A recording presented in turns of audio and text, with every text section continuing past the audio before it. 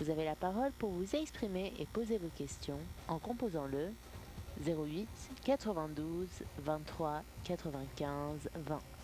08 92 23 95 20.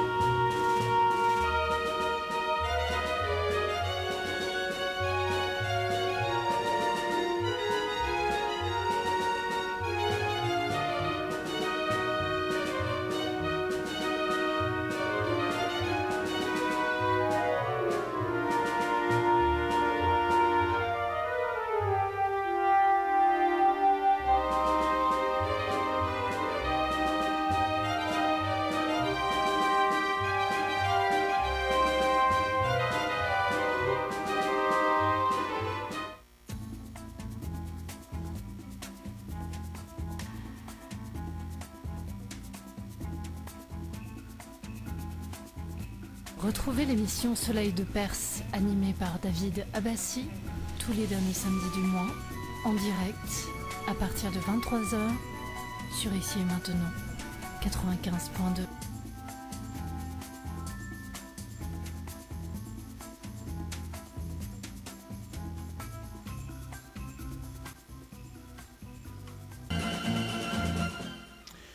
Voilà, vous écoutez votre radio sur 95 FM en composant le 08 92 23 95 20. Vous avez la parole et on va prendre Mike.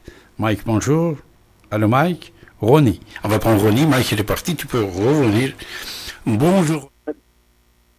Bonjour. Bonjour. Alors, voilà.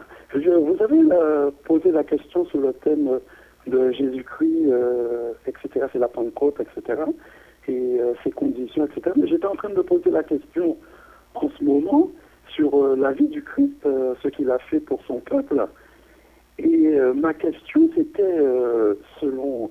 Enfin, c'est une question que je pose. Hein. Est-ce que il se rendait compte qu'il était en train de se mettre en porte-à-faux avec la puissance romaine et la puissance des grands prêtres qui avaient tenu un accord politique avec le roi Hérode à l'époque pour que les Romains laissent le peuple juif pratiquer leur culte,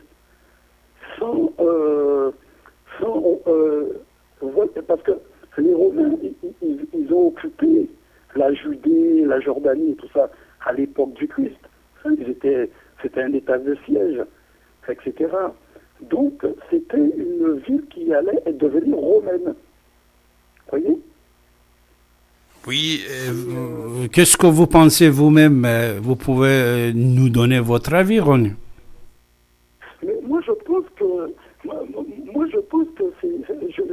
une fois que je suis un petit peu, j'ai fait ma foi évoluer, qui est devenue un peu plus concrète que rester à l'état infantile, je découvre que le Christ en voulant donner une réponse aux attentes, parce que les Hébreux à l'époque ils vivaient dans l'espérance d'un envoyé qui leur était promis par Moïse, etc. Donc vu l'état politique de l'époque, c'était un peuple assez soumis, assiégé, esclave de toutes les nations, etc. Donc, ils vivaient dans l'espérance. Ils vivaient dans l'espérance. Mais les grands prêtres dans cette époque-là, pour que leur religion ne disparaisse pas, ils ont signé, il y avait un accord politique, etc., pour que la civilisation romaine les laisse quand même pratiquer leur culte, alors que lui, le Christ, il a voulu faire bouger les lignes, il a voulu moderniser, faire bouger cette espérance. Et c'est pour ça qu'il était contre le fait qu'il leur reprochait beaucoup de trucs aux Sadducéens et puis aux pharisiens qui étaient les grands prêtres, comme quoi ils restaient trop protocolaires, ils restaient trop dans la tradition. Vous voyez? Alors il a voulu moderniser, il a voulu encore aller plus loin que la loi de Moïse, sans se rendre compte qu'il était en train de casser un accord politique passé entre le roi Hérode, ou comment il s'appelle, celui qui était le préfet des Romains, là, et avec les grands prêtres. C'est pour ça que les grands prêtres, ils ont dit, il va trop loin dans ses propos, pour qu'on puisse avoir la paix, mieux vaut le faire crucifier, au lieu que ce soit tout le peuple juif qui passe à la casserole sous les mains romaines. Et je pense qu'il y a un problème politique que le Christ n'a pas mesuré en voulant moderniser, faire bouger les lignes, innover, pour que dans la paix, pour que le peuple hébreu puisse évoluer à travers le monde je sais pas, il a amené une modernité plus profonde que la loi de Moïse. Très intéressant. Non, c'est très intéressant ce que tu viens de dire, parce que c'est une version rationnelle laïque de la révolution de Jésus. Mais tu sais, c'était qui première personne qui ont désigné Jésus comme sauveur des Juifs? Non, j'ai pas compris. À chaque fois, je vous dis. Non, tu sais que quand il est né, il y a un groupe de 3 personnes qui viennent le voir. Il dit à Marie que ton fils, il est sauveur de Juifs, etc., etc. Ça, tu le sais, cette histoire. Oui, les rois mages. Voilà, c'était qui les rois mages? Les rois mages, c'était des rois, parce que je sais qu'il y a Melchior, Balthazar et Gaspard, je ne me rappelle plus, etc. Il y avait un Chinois, un Noir et un Blanc. Il y avait les 3 continents. Ils représentaient les 3 continents. Et qui régnait à l'époque à 3 continents? Enfin, ce n'était pas un Chinois, c'était un Tadjikistan. Mais c'est vrai que tu vois le visage rond de Chinois en Afghanistan, en Tadjikistan. Tatar, on dit image de Tatar, le visage rond. Mais c'est qui régnait à l'époque dans les 3 continents?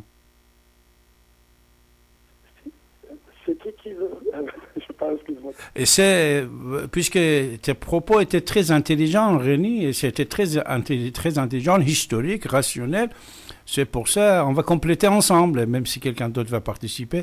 Tu sais, les rois mages, c'était les rois perses. Alors quand on dit mage, c'est Moran. Moran, c'est-à-dire c'est le pensée, la philosophie de Zarathustra. Les gens qui sont leaders de cette pensée, on dit Moran, et le mot magie, et magique aussi, il vient de mort, le roi mage.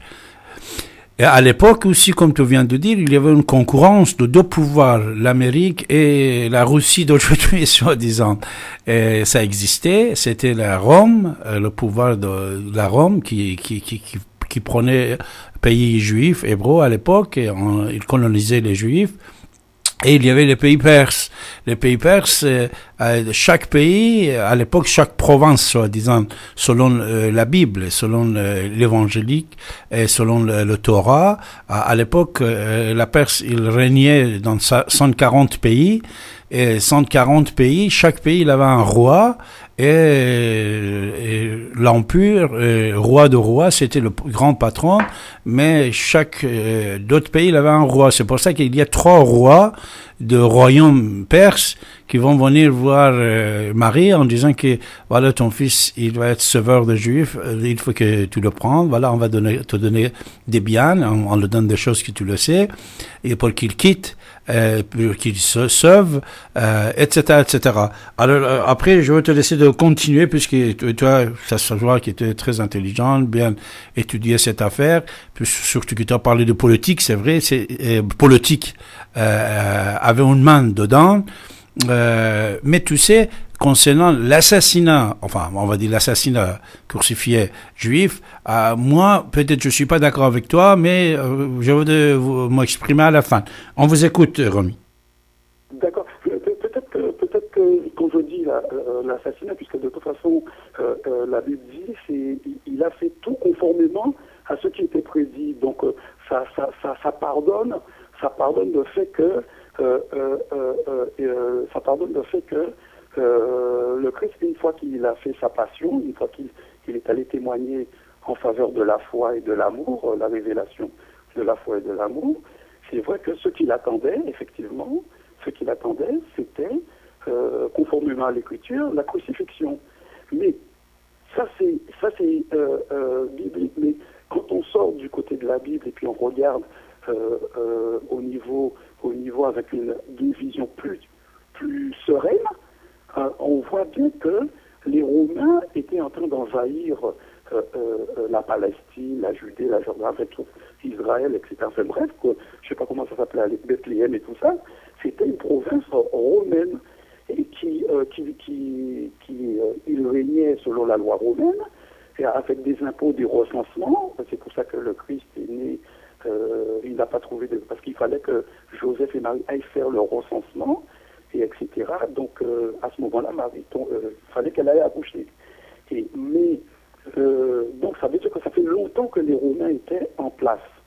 Donc il y avait le couvre-feu, il y avait tout le système administratif romain, etc., etc., etc.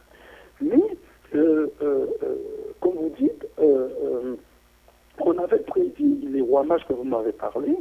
C'est vrai que c'était des mages, pas sous forme magique, mais comme vous dites, au niveau conscience politique, ils régnaient du côté de l'Afghanistan et tout ça, la Perse, etc. Et puis ils étaient très instruits.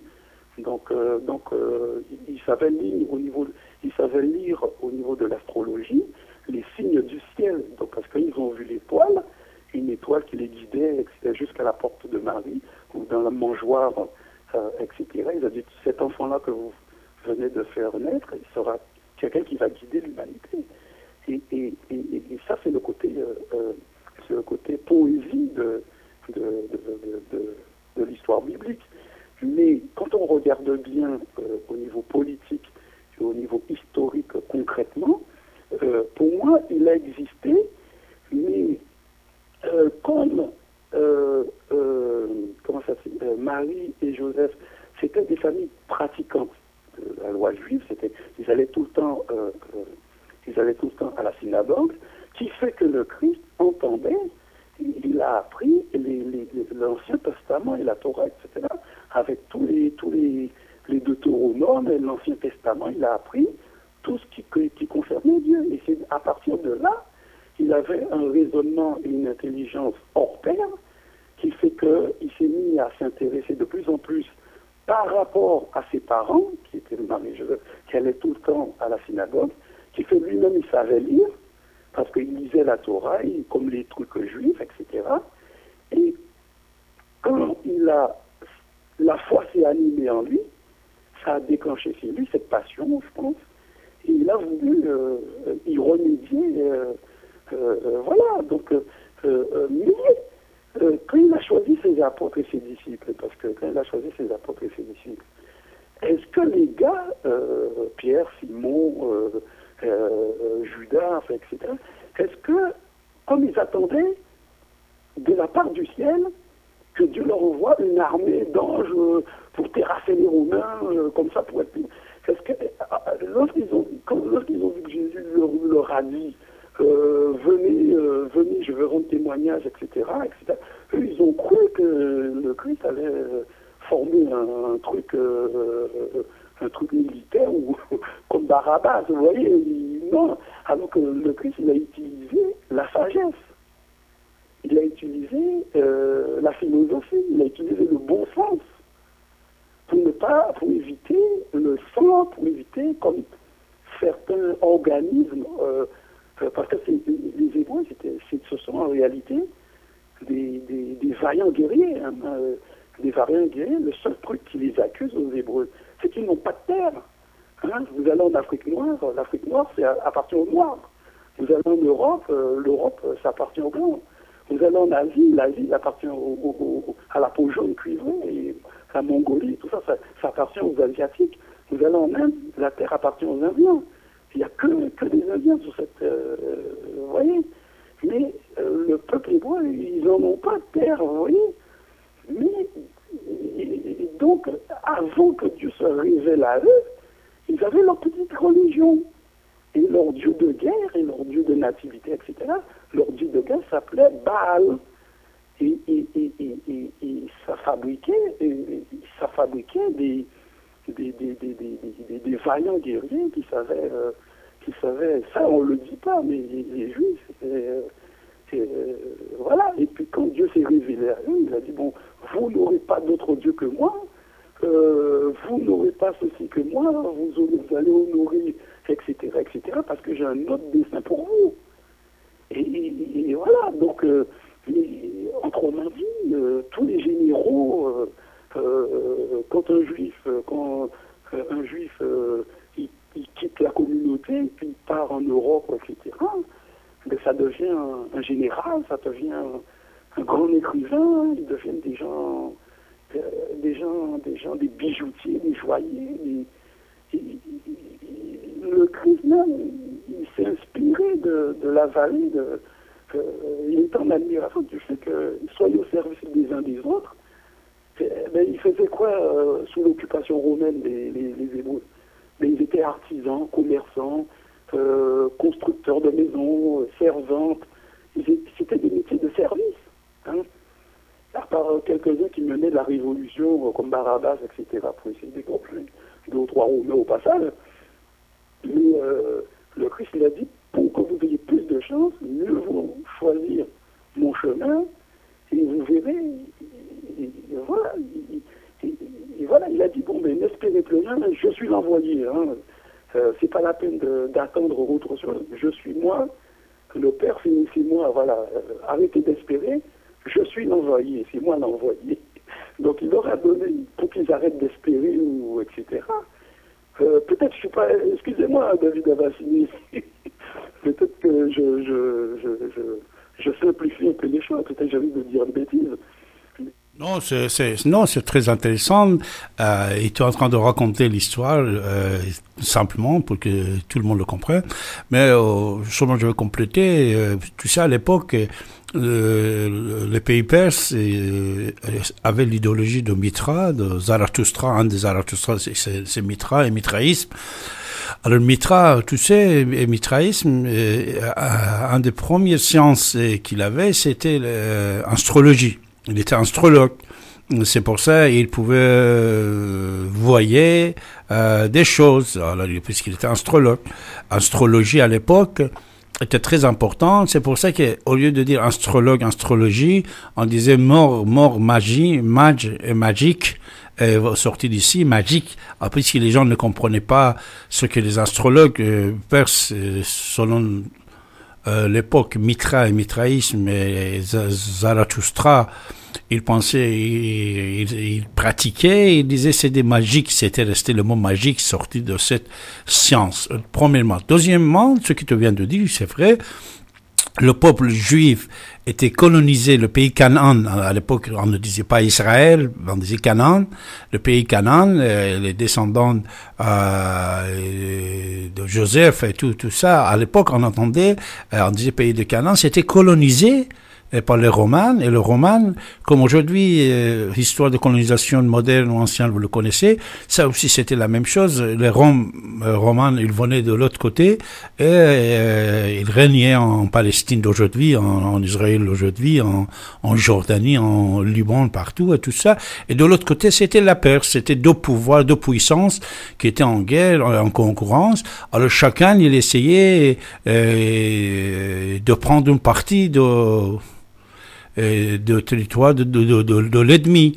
C'est pour ça les astrologues perses, les rois mages, puisqu'ils savaient que les Juifs, ils attendaient des sauveurs, il est de sauveurs, Moïse, qui après il est entré dans l'idéologie musulmane, on dit Messie, Mehdi, et il va venir, cette idéologie, puisqu'il existait, cet espoir que quelqu'un va venir pour nous sauver, puisque cette jalousie envers des Juifs, ça existait partout dans l'histoire. Ces gens-là, ils étaient intelligents, travailleurs, comme tu viens de dire. Et toujours la jalousie aussi existait. Et pour la plupart des fois, ils devenaient des esclaves, ils avaient des problèmes et tout ça. À l'époque aussi, il attendait l'arrivée de sauveurs pour sauver les Juifs des Romains.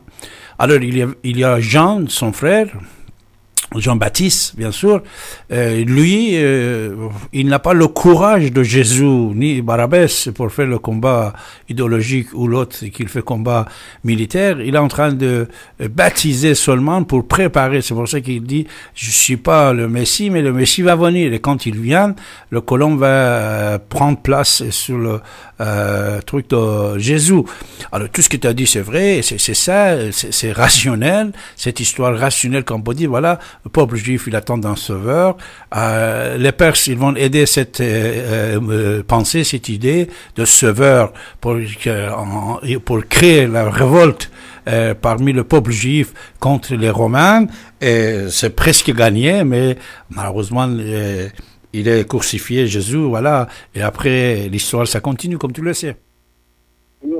Oui, effectivement, parce que justement, vous parlez de David Abbassi, vous parlez de Jean le Baptiste, qui était un cousin, que la sœur, la cousine de Élisabeth, la femme stérile, c'était une cousine de Marie.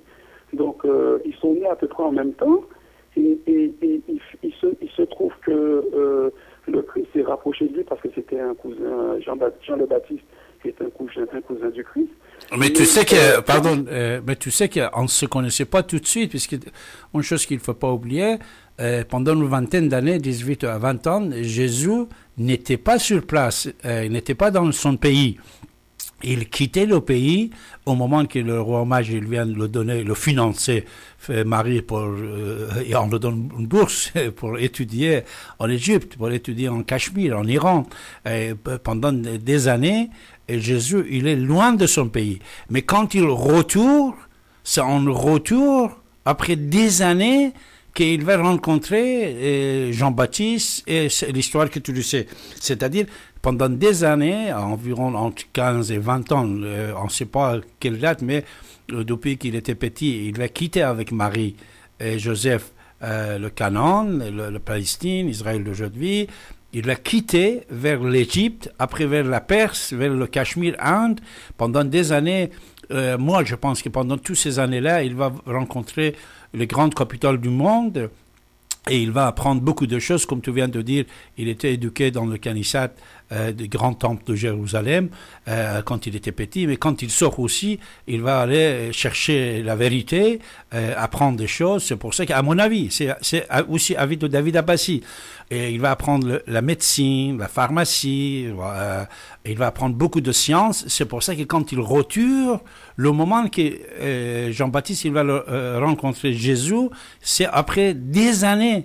C'est-à-dire cette rencontre, il est après des années, et Jésus maintenant, il a une trentaine d'années, il est voilà, et c'est l'histoire, ça continue. Voilà, je vous écoute. Voilà, oui, c'est vrai que le Jésus-Christ s'est baptisé vers peut-être 25 ans ou 25 ou 29, 30 ans. Il s'est baptisé, mais il me semble que le Christ est traîné un petit peu du côté d'une sorte de comment c'est un peuple hébreu, mais qui se sont écartés. Et ils vivaient comme si c'était dans un monastère. Je ne sais pas s'ils s'appellent des Sadducéens. C'est un groupe de religieux juifs, c'est une filière de groupes de religieux juifs, et qui avaient certains principes à pratiquer la Torah. Alors Jésus leur rendait visite pour le parler avec eux. Jésus voyait qu'ils étaient un petit peu proches de la manière de pratiquer les rituels de la Torah pour observer la volonté de Dieu. Et je pense que quand le Christ disait, voilà, si vous avez quelque chose à demander à notre Père, au Père éternel, voici la prière que vous devrez dire. Mais il a dû prendre ça du côté des, comment ça s'appelle, c'est un groupe de prière, c'est un groupe de prière juifs qui se sont un petit peu détachés des trucs normaux. Et je pense qu'il a un petit peu traîné un petit peu dans les environs, quoi. Il n'a pas été loin. Et c'est vrai qu'il y a des parties qu'on ne connaît pas très bien, mais je me demande à quel moment que le Christ s'est rendu, il a pu prendre possession de sa divinité. Parce que ce qui lui a fait prendre conscience de sa divinité étant petit, étant jeune, quand il avait peut-être 7, 8, 9 ans, 10 ans, c'est quand il commençait à parler à la sortie des synagogues avec les vieux qui restaient dehors, là, etc. Et il allait leur poser des questions. Le Christ allait leur poser des questions. Et les vieux voyaient qu'il avait un raisonnement étonnant. Et pour un enfant de 9 ans, il trouvait qu'il avait un raisonnement qui dépassait leur. Il trouvait ça drôle. Et puis les vieux ont commencé à dire, mais vous savez, le petit gosse de Marie et de Joseph là, il nous a dit des choses étonnantes pour un gosse, et etc. Et petit à petit, le Christ il aimait à parler du Père, quoi. Et un jour, il a dit, écoute maman, peut-être vers 15 ans, il faut que j'aille m'occuper des affaires de mon père. Et c'est là que Marie s'est rendu compte, c'est ce que la Bible dit, c'est là que Marie s'est rendu compte de ce que l'ange Gabriel lui avait dit, que c'était pas son enfant, mais parce qu'entre-temps, ils ont oublié ça. Hein. Entre-temps, la venue de l'ange Gabriel, etc. Joseph n'était pas content quand l'ange Gabriel, Dieu a choisi Marie comme porteuse d'enfant, etc., comme femme pour porter l'enfant qui viendra vous sauver, etc. Bon, ben, le gars, il a un petit peu mal pris ça, puisqu'il allait se marier avec. Enfin bref. Et quand Jésus lui a dit à Marie, puisque j'excuse-moi de sortir d'étape en étape, quand Jésus a dit à Marie, à sa maman, maman, bon, il faut que j'aille faire les affaires de mon père, il avait 12, 13, 14, 15 ans. Hein. Et puis c'est là qu'elle s'est rappelée des paroles que l'ange Gabriel lui avait dit. Oui, René, reste avec nous. Il vous reste encore quelques minutes avant d'être coupé. Mais nous avons Max, on va prendre Max. Bonjour Max. Oui, Max. Oui, bonjour, bonsoir. Bonsoir Max. Oui, excusez-moi monsieur, je vous parle être un peu dur, mais la personne qui a appelé là, monsieur, arrêtez votre catéchisme. Arrêtez. Pardon? Il y a un sujet. Il y a un sujet. Le sujet. Qu'est-ce que tu poses la question à Ronnie? Il est là, il peut te répondre. Oui, Ronnie. Non, non, attends, monsieur Abassi, j'ai énormément de respect pour vous. J'ai énormément de respect pour vous. Et il y a des gens qui disent ça gratuitement. Moi, je le dis. Le sujet, c'est que il y a une bande de voyous, il y a une bande de chiens qui tuent des gens au nom d'une idéologie fasciste. Ah oui, oui, C'est le sujet de ce soir. Oui, oui, oui, aucun rapport avec les propos de René. Je pensais que tu voulais répondre à René. Non, oui, on vous écoute, Max, allez. Attends, je vais te dire quelque chose. Dis-moi. René, tu nous gonfles avec ton catéchisme. Va vendre ça aux gens qui sont Non, qui sont couillons. Max, écoute, c'est moi qui j'ai proposé de parler sur Jésus. Il vient de s'exprimer. Maintenant, en gardant le respect pour tout le monde, toi aussi, tu peux t'exprimer, s'il te plaît, avec des mots très gentils et des mots d'amitié et gentillesse. On vous écoute, Max. Le mot imbécilité n'est pas une insulte. Attention. Je n'ai pas dit qu'il est bête, j'ai dit que ce sont des propos qui sont imbéciles. Nous ne savons rien du tout. Nous sommes sur une planète, nous sommes dans une galaxie. Il y a dans cette galaxie 100 milliards d'étoiles comme le Soleil. Et il y a plus de 100 milliards de galaxies dans l'univers visible. Et pour le moment, dans cette portion de l'univers. Or, il y a 5 semaines, il y a eu un symposium à Lausanne. Les grands astronomes du monde sont en panne. Max, s'il te plaît, reste avec moi, puisqu'il n'a que 30 secondes, Ronnie, pour que je lui dise au revoir. S'il veut revenir, il peut revenir, mais s'il a un dernier mot à dire, Ronnie. Oui, excusez-moi, David Abbassi. Ben, écoute, moi je comprends très bien Max qui voulait me recadrer dans le sujet d'aujourd'hui. Qu'il y a des... Ah, ça coupé, Ronnie. Je te remercie. René, il est parti. Vous pouvez revenir. Enfin, des autres aussi, ils ont la parole. Je vais remercier Ronnie de son intervention, puisque c'est vrai que la journée de Jésus aussi, on a parlé de ça. Mais maintenant, on va continuer à écouter notre ami Max. Max, vous avez la parole. Oui, M. Bassi, je ne veux pas dire, mais ces gens-là ne nous apportent rien. Intellectuellement, ce monsieur a fait du prosélytisme, puisque soi-disant c'est lui qui a la vérité. Hein. Il nous parle de la Vierge Marie. Non, laisse tomber. Toi, de quoi tu veux parler, cher Max? Dis-moi. Quel est le sujet qui t'intéresse? Dis-moi. Moi, j'aurais aimé, M. Bassi, oui, que tu reviennes au sujet. Voilà. Au sujet fondamental, c'est que ces gens qu'on appelle terroristes, ce ne sont même pas des terroristes, ce sont des malades mentaux, des imbéciles qui prennent une drogue particulière dont j'ai oublié le nom.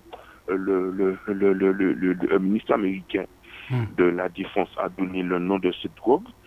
Le gars prend ça, puisqu'on lui a dit que quand il va mourir, il aura 1000 vierges et que les rivières vont couler du lait et du miel. Ce sont des gens qui vivent dans le passé. Moi, je ne crois pas en la religion. La religion est une forme d'imbécilité qui enchaîne l'homme. La religion est une forme d'imbécilité que l'on trouve chez les peuples primitifs qui vivent dans l'univers. Ça ne nous apporte rien du tout. Moi, quand j'ai mal aux dents, je vais chez un dentiste, il me dit oui, c'est cette dent-là. La religion n'a jamais rien fait pour le peuple. La religion a toujours asservi le peuple. Parce que si la religion était une chose positive, religion égale relié, on se serait mis d'accord au moins sur une direction. Le jour où je vais croire en la religion, c'est quand tous les chefs religieux vont se réunir, ils vont dire bon, il y a des choses que nous n'avons pas compris, on doit faire le point. Bon, ouvre ton livre à la première page, j'ouvre mon livre à la première page. Voyons si au moins à la première page, dans ce que nous disons, il y a une reliance, il y a un point commun, il y a un échange, il y a un cercle. Ce jour-là, je vais croire qu'il y a un effort. Je dis ça aux gens tous les jours, la religion est une imbécilité que l'on trouve chez les primitifs qui peuplent l'univers. Ça ne nous amène rien du tout. Tu comprends ce que je veux te dire? Moi, le des meilleurs cadeaux que j'ai fait à mes enfants, je ne leur ai jamais parlé de Dieu. Un jour, et mon fils devait avoir 10 ans, il m'a dit, papa, c'est quoi Dieu? Je lui ai dit, est-ce que tu penses que moi, ton père, je peux te donner une réponse? Les hommes se sont cassés les dents depuis des siècles et des milliards d'années pour pouvoir expliquer quelque chose. Nous ne savons rien. Alors quand je vois le monsieur qui était juste avant, il vient faire son catéchisme, mais il ne remet pas en question que tout ce qu'on lui dit là, c'est ce que l'Européen lui a mis dans sa tête. Je vois un mec qui me parle des religions africaines, ancestrales. Je vois un mec qui me parle des religions amérindiennes, des religions chinoises. Et tu comprends? Ça m'intéresse. Mais quand celui-là vient avec son courant, sa Bible et tout ça, je vais te dire quelque chose. J'ai discuté avec un musulman pur et dur. Il me dit, de toutes les manières, tout ce qui est fait, tout ce qui est dit est dans le Coran. J'ai dit, mais je lui ai dit, ah bon? Et tout ce qu'il faut savoir et tout ce qui est écrit, c'est dans le Coran. Et je lui ai dit oui. Je lui ai dit, écoute-moi, et pourquoi Dieu n'a pas mis les plans de la bombe atomique dans le Coran pour vous? Parce qu'il sait très bien que quand vous allez la faire, elle va vous péter à la gueule. Parce qu'il faut vraiment être con pour pouvoir tourner habillé en blanc autour d'une roche. Franchement, il faut vraiment être débile et imbécile. On ne sait pas ce qu'il y a sur la roche, on ne sait pas ce qu'il y a dedans. Et toi-même, M. Abassi, tu ne sais pas ce qu'il y a dedans. C'est une roche quoi? On ne sait pas. Et peut-être que c'est une rigolade. Ça ne veut strictement rien dire pour moi. Donc, je dis aux gens, je préfère qu'on parle du problème de terrorisme qui est vraiment un problème majeur. Et les causes de ce terrorisme, il y a des choses que tu ne dis pas, M. Abassi, et moi, je suis un petit peu déçu. Si l'Occident n'était pas allé attaquer l'Iran, l'Irak, la Libye, on n'aurait pas eu ces problèmes-là. Est-ce que M. Kadhafi envahit le nord de la France? Est-ce que M. Kadhafi a bombardé Nice ou bien Cannes? Pourquoi M. Sarkozy, avec l'aide de BHL, ces gens-là sont allés écraser un pays? Je suis désolé, M. Abassi. Les musulmans dans le pays ne causaient pas de problème et dans les années 80. Le seul problème qu'il y avait, et ça tu n'en parles pas, et je suis désolé que tu n'en parles pas, c'est le problème algérien avec les GIA. Attention, quand le fils a gagné les élections, la France a dit non. Pourquoi? Pour une question de pétrole. Donc j'aurais aimé que les gens qui appellent et qui nous racontent des salades sur la Vierge Marie, sur les Juifs qui étaient là avant, qui n'étaient pas là avant, pour moi, les Juifs, ça n'existe pas. Hein? Parce que ces gens-là ont été implantés dans un pays parce qu'il y a eu un Anglais qui a décidé que oui, on va vous donner cette parcelle-là. Eh bien moi, pour terminer, je vais donner une solution pour Israël et la Palestine. Les Américains ont de la place sur leur territoire, dans le Nevada et dans l'Arizona. Il y a des millions de kilomètres carrés qui sont vides. On donne un État à Israël et Israël quitte la Palestine. Voilà une solution. Tout le monde est content. Ils seront sur le territoire américain. Ils auront tout l'argent nécessaire. Et les pauvres Palestiniens qu'on aura laissés dans la merde, même s'ils vont crever, mais ils seront chez eux. Moi, je dis une chose. Tant qu'Israël sera là, ils ne seront jamais en sécurité jusqu'à la fin des temps. C'est leur punition. C'est leur punition. n'oublie pas que ce sont les Juifs qui ont vendu Jésus pour qu'ils le payent. Ils le paieront jusqu'à la fin des temps. Allô, j'ai terminé. Merci, au revoir, c'était Max. Déjà, je veux commencer par la dernière phrase, puisque tout à l'heure, je voulais répondre ça aussi à notre ami René, mais notre ami Max, il vient de terminer ses paroles par rapport de l'assassinat de notre ami bien-aimé Jésus. Écoutez bien, ça aussi c'est une polémique qui existe dans l'histoire pour détourner la vérité sur Jésus. Écoutez, l'assassin, moi je le prends comme ça, voilà. On va rationnellement étudier l'affaire. L'assassin, c'est celui qui exécute, qui tue l'individu. Et toujours, les assassins, ils trouvent des alibis pour éloigner leurs crimes et faire oublier leurs crimes et laver les mains. Ça va pas comme ça va pas marcher. Ça va pas marcher. On nous a fait énormément de films et tout ça, comme quoi Jésus, c'est le gouvernant romain, il vient demander au peuple qui est en bas, allez choisissez entre Barabbas ou entre Jésus, c'est-à-dire je vais vous tuer quelqu'un aujourd'hui. Il n'y a pas de gladiateur, histoire de gladiateur, mais moi je vais tuer quelqu'un, un des deux, laquelle vous voulez qu'il reste vivant, laquelle vous voulez que je le tue. Alors, l'assassin, le criminel ici, c'est le gouvernant romain. Les peuples qui sont terrorisés toujours par les pouvoirs, qui sont en bas, ça compte pas. Alors, on ne sait pas, même pas si c'est vrai ou non, mais le pouvoir, nous le savons, qui était à la main des Romains, et c'est les Romains qui ont crucifié Jésus. Après, c'est les Juifs qui l'ont sauvé. C'est-à-dire, c'est les Juifs qui sauvent Jésus en disant, écoutez, il y a assez du sang qui est coulé, et il est déjà mort, vous pouvez le faire descendre. C'est la version laïque de David. Ce n'est pas une version catéchique d'église. Voilà. On va le faire descendre, on le met dans le tombeau, et le soir, on va prendre Jésus de tombeau. Après quelques jours, pendant 50 jours, voilà, de fête de Pâques jusqu'à aujourd'hui, on va soigner Jésus. Une fois qu'il est soigné, mais il a perdu beaucoup du sang et tout ça, il va apparaître devant le peuple, il va parler, etc. Après, il va partir. Il va partir de l'histoire.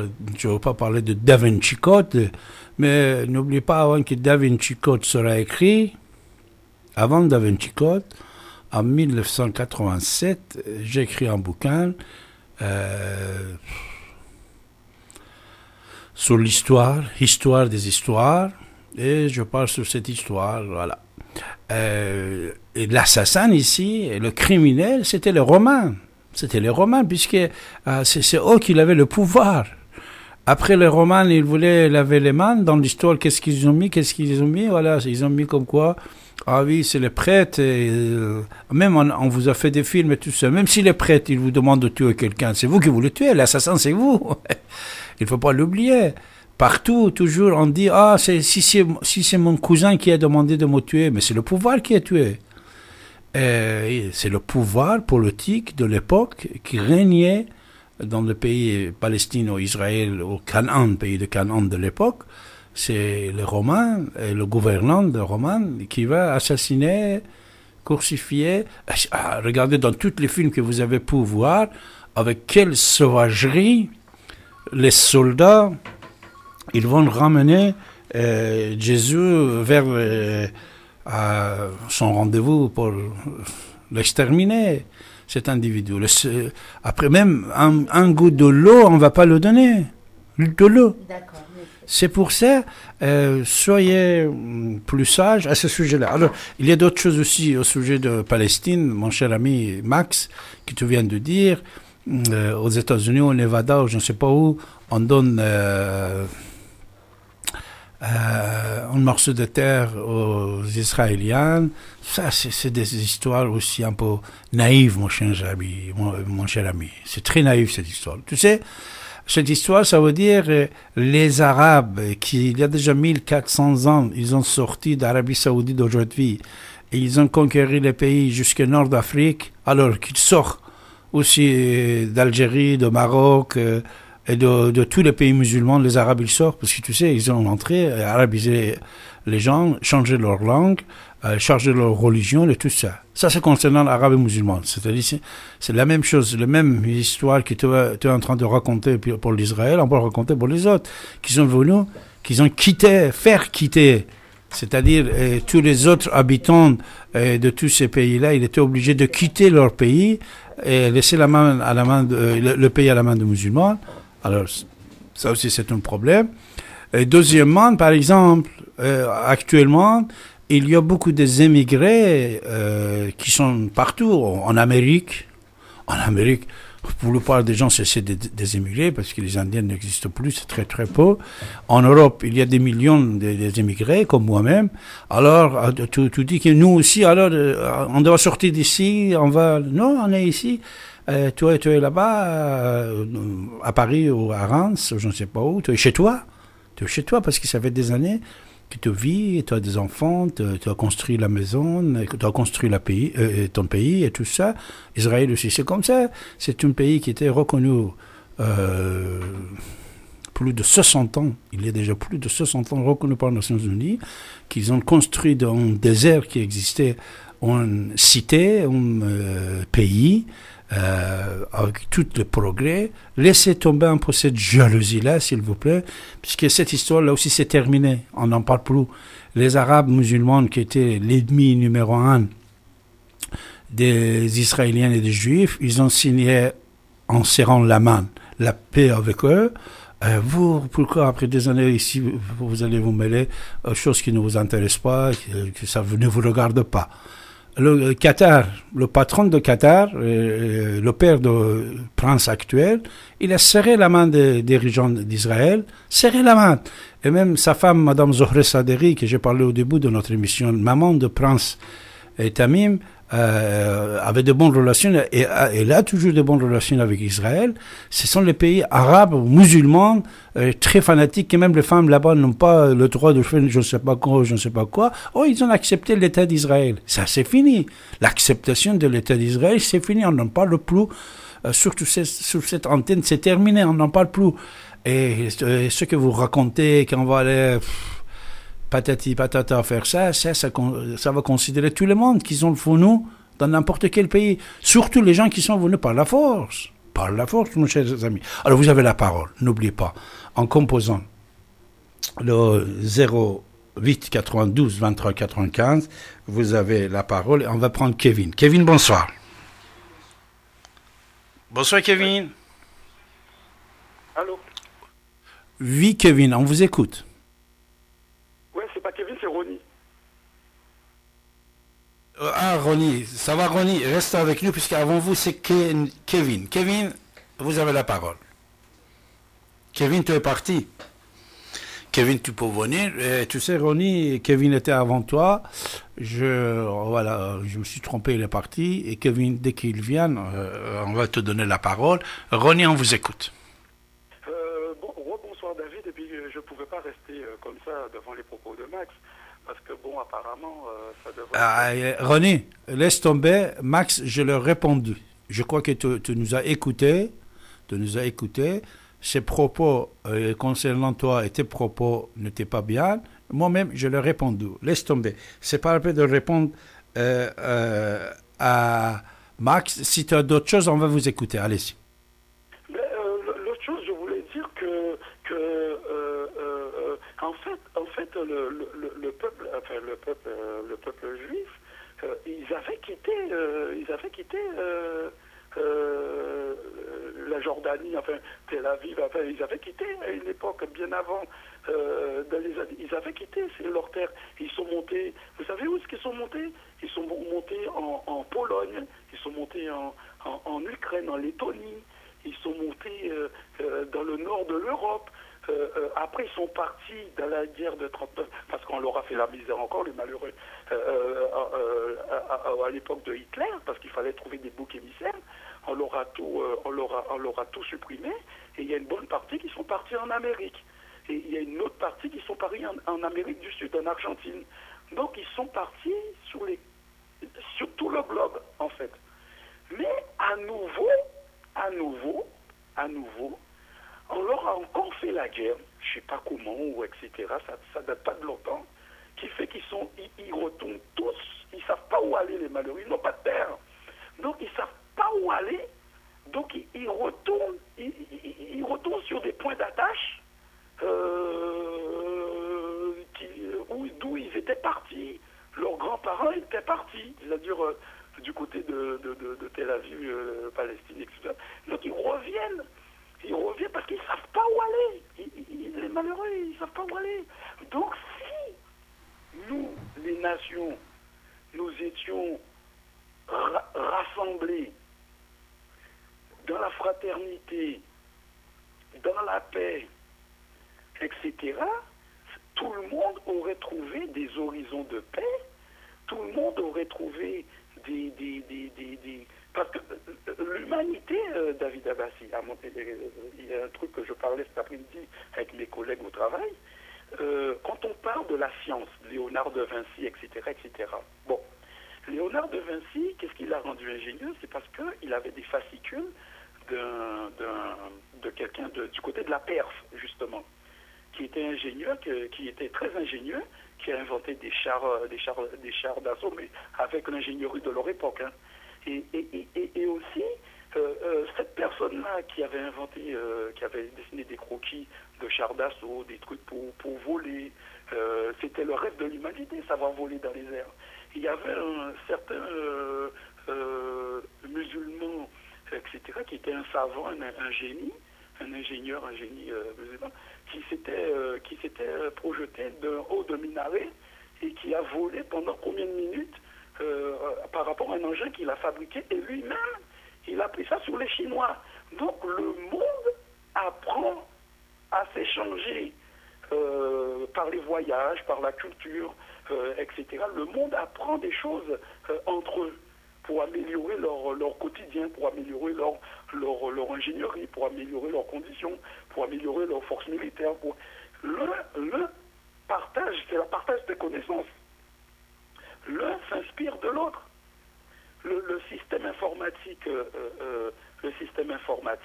a pour origine la Chine, et la Chine qui ont inventé le système de Boolean, c'est, vous savez, les trucs pour pouvoir compter pendant le commerce.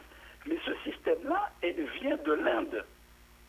Donc, vous voyez comment le monde s'apprend et s'élève avec leur ingénieur, etc. Comme vous dites, M. Abbassi, du côté de la Perse, ils étaient très forts en astrologie.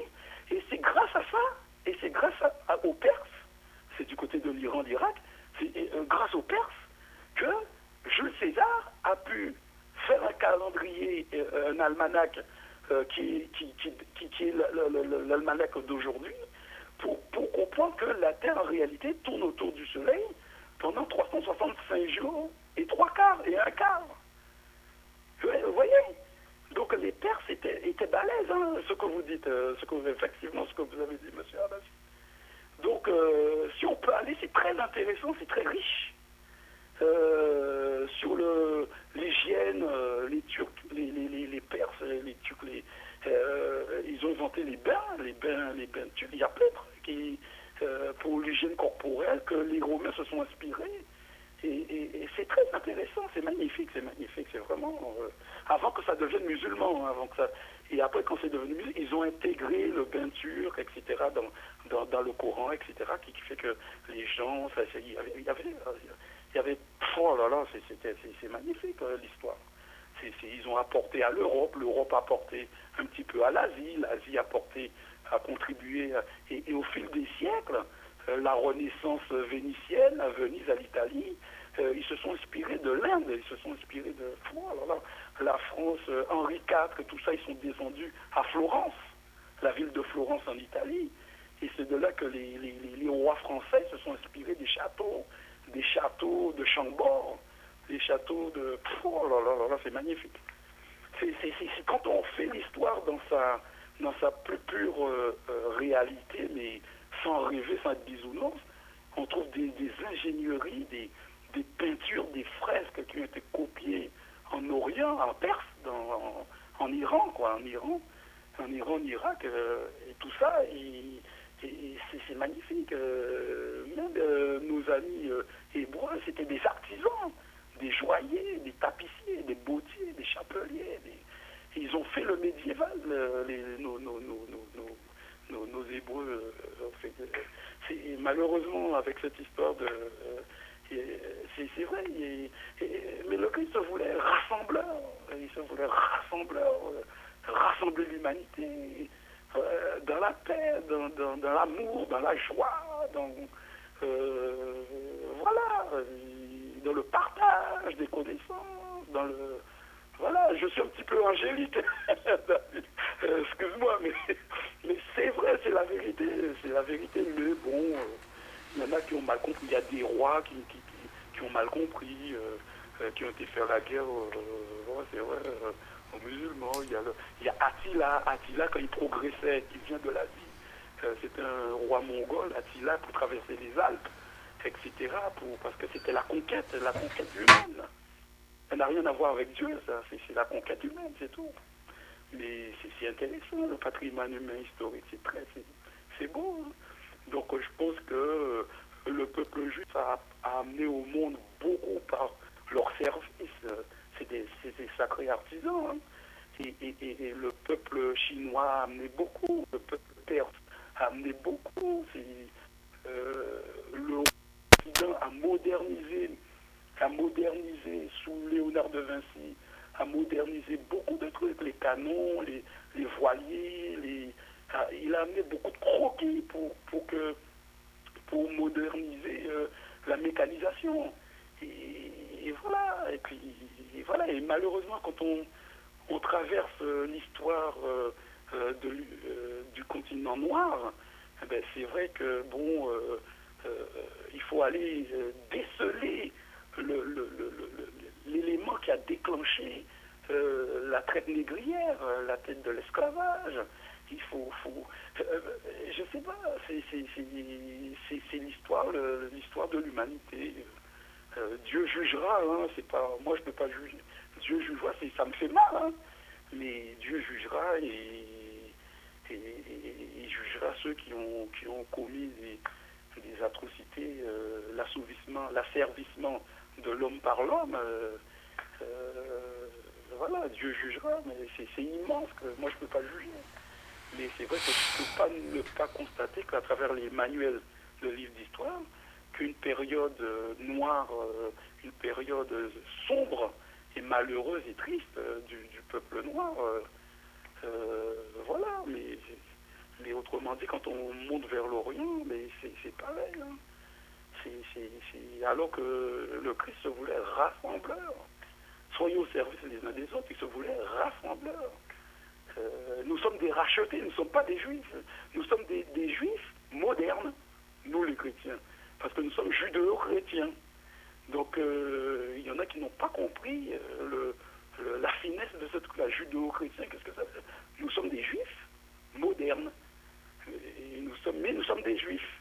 Donc nous sommes par rapport au Christ. Alors, juif moderne, qu'est-ce que ça veut dire? Juif, c'est juif, il n'y a pas de modèle. Mais on peut dire intégriste, c'est pas intégriste. Voilà.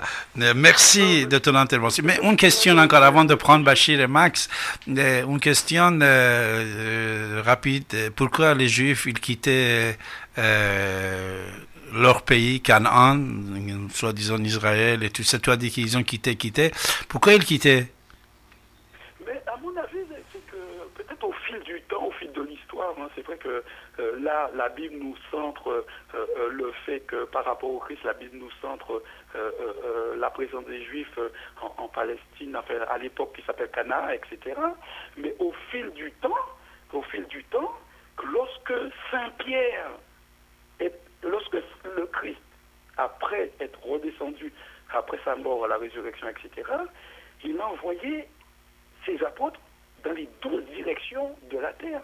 Donc il y a une partie, il y a Saint Thomas. Mais ça, ce n'était pas, c'était une partie des Juifs. Mais le peuple juif qui vivait en masse à l'époque, parce qu'il y avait le roi David, Salomon et tout ça, dans cet endroit-là, aujourd'hui c'est nommé Israël, Palestine, Gaza, Jordanie et tout ça. Pourquoi ils ont quitté? Surtout, ils ont quitté ça, voilà, ça aussi je vais vous informer. Ils l'ont quitté après l'arrivée dans notre religion, quand autre religion est revenue à 500 ans, 600 ans après Jésus, bien sûr. Et cette religion, quand il est venu après, ils avaient des problèmes. Ils avaient des problèmes, on attaquait leur village, tatati, tatata. Ils étaient obligés de quitter. De temps en temps, ils ont parti, ils restaient, ils se convertissaient à nouveau religion, mais encore ils avaient des problèmes, ils se sont quittés. Alors, après, Première et Deuxième Guerre mondiale, ils ont commencé à revenir là-bas, petit à petit, ils ont parti qu'ils restaient, ils ont acheté des terres, etc. Voilà. C'est-à-dire, quand ils quittaient leur patrie, c'est comme ils quittaient Algérie, Maroc, et l'Irak. Imaginez-vous combien d'Arméniens ils étaient obligés de quitter leur patrie, combien de Juifs aussi ils étaient obligés de quitter leur pays, que c'était Algérie, Maroc, Tunisie, Libye, Irak. Ils étaient obligés de quitter parce que sinon on aurait les tués, mon cher ami. Alors, oui. Je crois que Ronnie, tu es là, c'est Bachir. Bachir? Oui. Bonjour. Attendez, Ronnie, tu as dernièrement à dire, tu es là? Voilà, je pense que je suis revenu pour compléter ma réflexion. Vas-y, est-ce que tu l'as complété? D'accord. Et bonsoir et à bientôt. Merci, au revoir. Bachir, bonjour. Alors, on est aussi avec nous. Non, Max. Bachir, on vous écoute. Oui, alors effectivement, ce problème de séparation vis-à-vis des religions, c'est fait, c'est-à-dire que ces conflits sont dus au fait que ces trois religions ne se sentent pas reliées véritablement. Bon, il y a quand même la religion juive et chrétienne qui ont une liaison, puisque c'était Jésus était juif et donc c'est la religion chrétienne. Par contre, il y a eu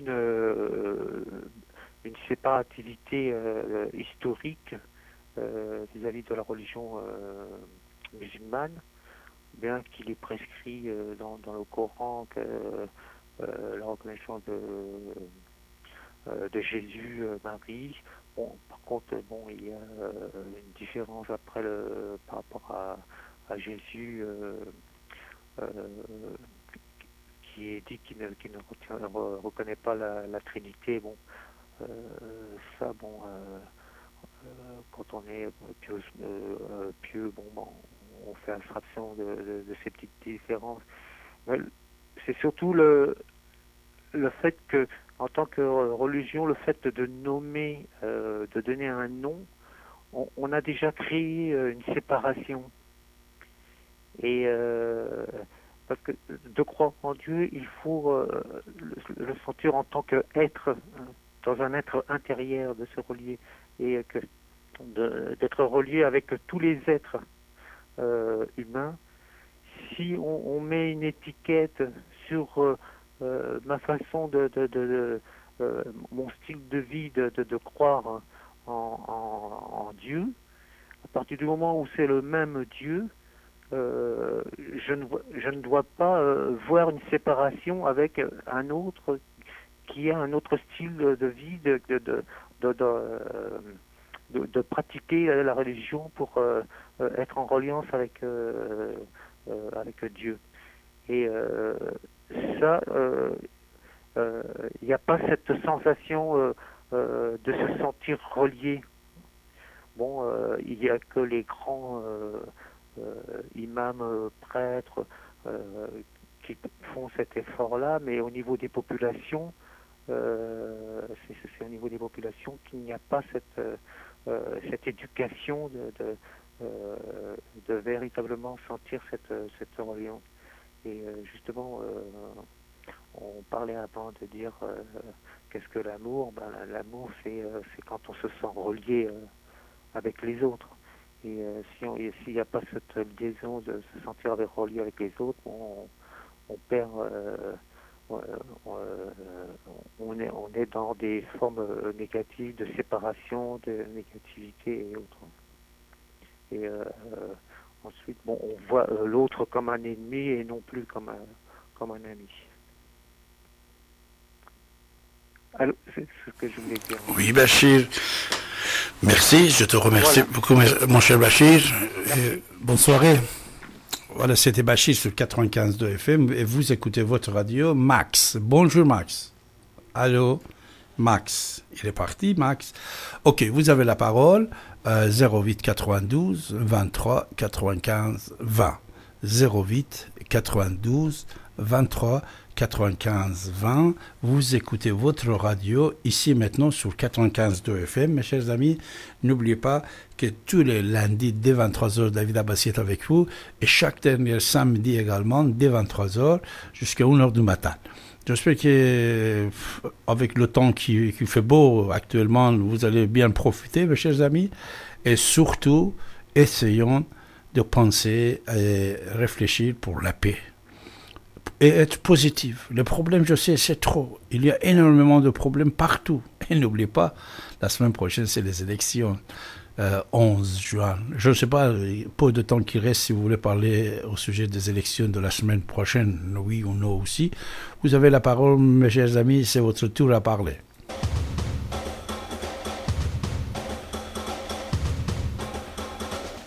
Vous écoutez Radio ici et maintenant sur 95.2 FM et dans le monde entier par internet, ici et maintenant.com. L'humeur du temps présentée par David Abbassi, écrivain et historien, tous les lundis et chaque dernier samedi du mois dès 23h. Vous avez la parole pour vous exprimer et poser vos questions en composant le 08 92 23 95 20. 08 92 23 95 20.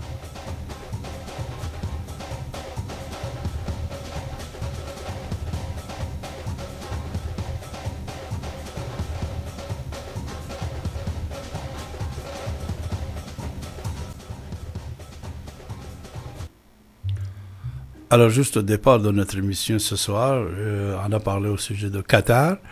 Et maman du prince de Qatar, cette femme est une princesse. Vraiment, c'est une princesse, puisque depuis une quarantaine d'années, c'est elle qui gère le Qatar. Et elle est comme Esther. Je ne sais pas si vous connaissez l'histoire Esther dans le monde, oui ou non, dans la Bible aussi, il y en a. Esther de notre époque, c'est Madame Zohreh Sadeghi, on dit Maouza. Sayyidat Maouza, après Bint Nasser, en arabe on dit, mais son vrai nom, c'est Zohreh Sadeghi. Elle vient de ville de Shiraz, ville de Persépolis, c'est-à-dire Shiraz, il est juste à côté de Persépolis en Iran, mais beaucoup de gens ne savent pas, c'est le secret, puisqu'actuellement ce secret a été éclaté dans le monde politique, tout le monde il est en train de parler de l'alliance de Qatar avec la République islamique d'Iran, et surtout qu'il était puni. Arabie Saoudite a décidé de couper ses relations et certains pays aussi avec Qatar. Et Qatar, n'oubliez pas, depuis que cette femme est entrée dans le bras de monsieur Hamd bin Khalifa, c'est-à-dire le papa de prince actuel qui était prince, alors il a fait énormément de changements dans la situation du peuple de son pays aussi, on peut dire, et surtout les femmes. Et elle a une relation énorme avec toutes les princesses et toutes les premières dames du monde, qui soit Carla Bruni et qui soit Brigitte, c'est la femme de Macron, et Madame Chirac, et aussi les autres femmes présidentes ou rois en Europe. Et plusieurs fois, il avait fait des actions en faveur des gens, soi-disant palestiniens, de pauvreté et tout ça. Il a réuni même une fois une vingtaine de femmes présidents rois, les femmes de présidents de rois, puisqu'elle est très charmante, elle parle plusieurs langues, alors il a réussi à faire monter aussi son pays, un petit pays. Alors, ils ont profité de l'Iran. Une chose qu'il fallait vous dire, plutôt c'est Qatar qui a profité de l'Iran. Pourquoi? Puisque l'Iran il était sous l'embargo pendant des années, qui est toujours. Alors en cachette, c'est Qatar était un des pays qui arrangeait des choses que l'Iran il avait besoin, des problèmes banquiers, qu'elle avait des problèmes d'investissement, tous les investissements que vous voyez par exemple ici en Europe qui étaient énormes, que nous les avons cités dans notre émission de ce soir, vraiment Lagardère, Total, Disneyland, ce sont des choses assez énormes, que le capital de Qatar est dedans. Tout ça ne pouvait pas être l'argent de ce pays-là. L'Iran ne pouvait pas investir. Il a profité de ce pays qui était tout petit, construction dans le petit, à Doha, quand vous entrez, Doha, c'est New York. C'est le New York. C'est-à-dire, cette relation cachée avec l'Iran, c'est que Qatar, plutôt il a gagné en faveur de son pays et son peuple. Mais maintenant, cette guerre, malheureusement, a commencé entre deux pouvoirs et l'Occident ne doit pas prendre un côté seulement. Comme Macron, il a dit, en plusieurs reprises, il a dit que l'Occident, l'Europe surtout, ne doit pas prendre côté d'Arabie Saoudite, seulement le côté de l'Iran. Et l'Europe, il doit jouer avec les deux. Il ne faut pas entrer dans cette guerre qui existe. Les Américains, ils sont déjà entrés parce que les Américains, Donald Trump, il avoue qu'avec l'Iran, il ne faut rien gagner. Avec l'Iran, ils sont en conflit, ça va pas. Il y a plusieurs questions qui ne peuvent pas être réglées rapidement. Alors pour ça, il a dit, ça, je vais laisser tomber. Mais puisque c'est un businessman, il a dit, je vais aller en Arabie Saoudite, profiter de là-bas. Alors, profiter de marché de commerce des États-Unis et 100 milliards de dollars pour le moment à signer. Et l'argent aussi va venir, cash. Après, on va mettre des années pour honorer le contrat et les accords et ce qui a été vendu. Ça prendra encore du temps, mais l'économie va être sauvée. Cette économie qui va être sauvée, bien sûr, ça va casser de l'autre côté, c'est-à-dire cette concurrence économique. Quand il entre en jeu, en même temps qu'il entre, de l'autre porte, il y a certains d'autres pays qui vont sortir. Il y aura des crises économiques ailleurs. Pour ça, chaque pays, avant de penser aux alliances internationales qu'il peut le faire avec qui ou qui, il faut penser aux intérêts de son peuple et garder cet intérêt pour écraser la pauvreté et donner la chance à tout le peuple de son pays pour pouvoir réussir dans la vie. Et surtout, avant tout, il faut penser à la paix. Il faut éloigner les guerres de n'importe où. Un de nos amis, il avait tout à fait raison.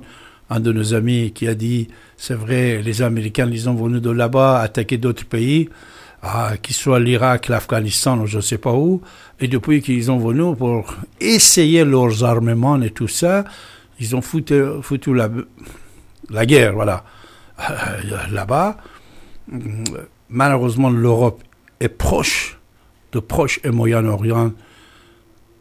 Cette crise, ces terroristes arrivaient jusque-là aussi, mais moi je suis sûr et certain qu'avec l'intelligence, avec la sagesse, avec nouveau pouvoir jeune en France et en alliance avec l'Europe, on va réussir à écraser et vaincre ce terrorisme automatique, ce terrorisme gratuit et surtout en éduquant les gens. Il faut franchement commencer à parler. Il ne faut pas censurer la vérité et il ne faut pas censurer la vérité sur beaucoup des choses qu'on peut dire au peuple. On peut dire au peuple, on peut parler et on peut dire aux gens. Oui, l'émission se termine et je vous remercie de tous vos appels, toutes vos interventions. Prochaine fois, tout de suite, dès que vous pouvez composer notre numéro avec grand plaisir. Vous avez la parole toujours sur votre antenne radio ici maintenant. Et ça, c'était l'émission de ce soir de David Abbassi. Permettez-moi de vous embrasser toutes et tous. Je vous aime toutes et tous. Et cet amour-là qui nous ramène de rester avec vous, même jusqu'à 1h du matin, arriver à la maison 2h, 3h du matin, c'est pour vous. C'est pour vous, parce qu'on ne gagne rien, mais on gagne de l'amitié, et cette amitié, j'espère qu'elle va rester éternellement, et ce qu'on apprend un de l'autre, on apprend, et on transmet ce qu'on apprend aux autres. Il faut le transmettre, c'est ça qui est très important, mes chers amis. Je vous embrasse, et je vous dis à très bientôt, c'est-à-dire lundi prochain, mais les émissions sur votre radio ici maintenant, ça continue. Restez avec nous. Mais pour l'instant, c'est ici et maintenant. Ici et maintenant. Ici et maintenant. Ici et maintenant. Pour l'instant, c'est ici et maintenant. Ici et maintenant. Bonjour à toutes et bonjour à tous.